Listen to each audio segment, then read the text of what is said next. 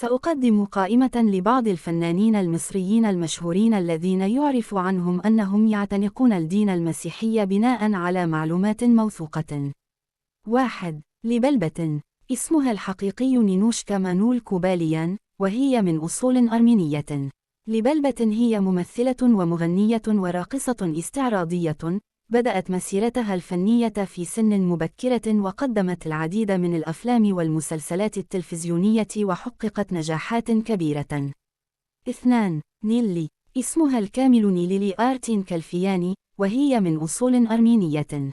نيليلي هي ممثلة وراقصة ومغنية شهيرة، تعتبر واحدة من أشهر الفنانات في فترة السبعينيات والثمانينيات، وبرزت في عروض الفوازير.